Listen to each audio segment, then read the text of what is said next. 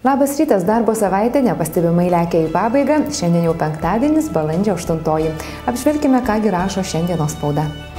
Respublika rašo, jo kartu su visų pasauliu įvykius Fukušimos atominėje jėgainėje atidžiai stebi ir Lietuvos veterinarijos bei muitinės pareigūnai. Jų teigimu jau imtasi visų būtinų priemonių, kad į Lietuvą nepatektų ramiajame vandenyne sugauta ir radiacija užteršta žuvis bei kitos prekės, kurių radiacinis fonas viršija leistinas normas. Nuo pasak aplinkosaugininkų labiau reikia saugotis Baltijos jūroje sugautų žuvų, nes tai radioaktyviausias vandens telkinys pasaulyje. Rašinys lietuvių užkardos radioaktyvioms prekėms.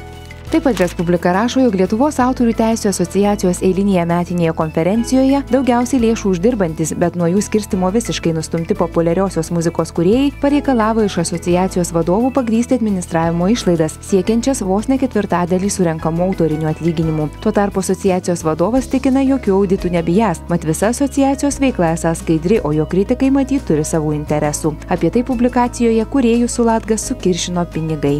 Verslo žinios praneša, jog Europos centrinis bankas beveik po 3 metų pertraukos ketvirtadienį kerstelėjo bazinės palūkanas. Analitikai Lietuvoje kalba, kad dėl to gali smuktelėti euro kursas, ūgtelėti obligacijų pelningumas, tačiau didesnės įtakos akcijų rinkoms skolinimosi apimtis tai esą neturės.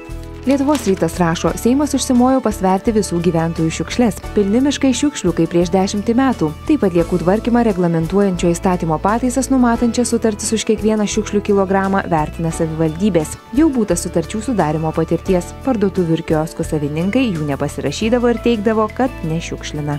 Vilniaus diena. Rusijos koncernas Gazprom neketina lengvai pasiduoti Lietuvos energetikos spaudimui ir pareiškė ketinąs bylinėtis bei laimėti prieš Lietuvą. Per 5 milijardus kubinių metrų dujų Gazprom teigimu Lietuva įsipareigojo įsigyti 2011 metais, tačiau esą pirko beveik 2 kartus mažiau nei sutarta. Tiesa, kaltindamos viena kitą energetikos ministerija ir Gazprom kol kas dar nei viena nesikreipė į arbitražo teismą. Plačiau apie tai publikacijoje Gazprom argumentai kelia abejonių.